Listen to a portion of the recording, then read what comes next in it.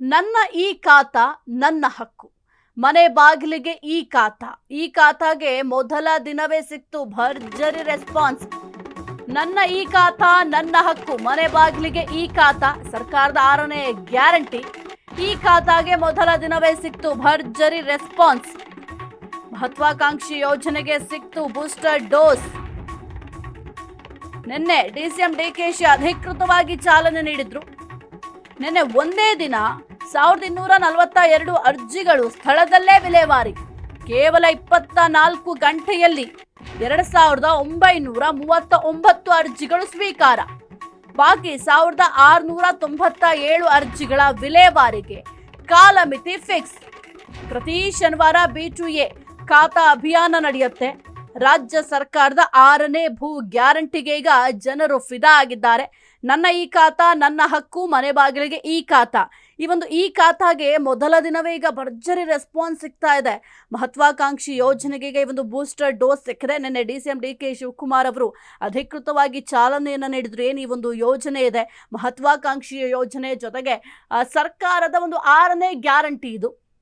ಏನೀಗ ಸರ್ಕಾರ ಆಲ್ರೆಡಿ 5 ಗ್ಯಾರಂಟಿಗಳನ್ನು ನೀಡಿದೆ.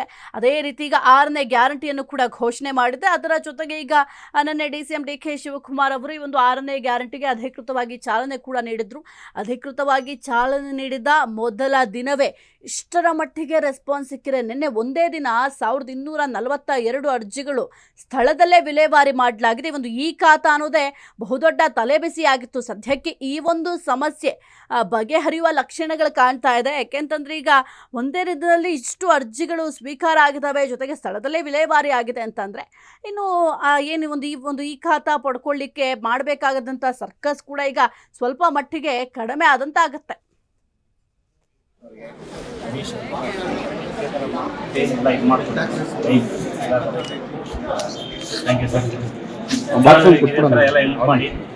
ದಯವಿಟ್ಟು ಸಹಕರಿಸಿ.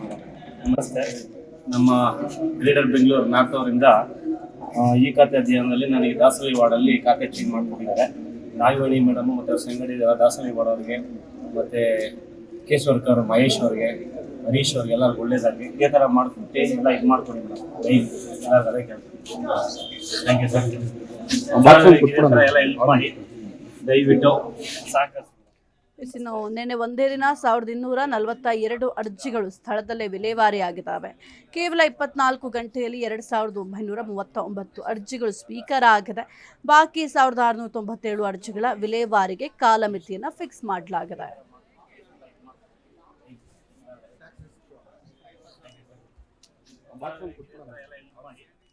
ದಯವಿಟ್ಟು ಸಹಕರಿಸಿ.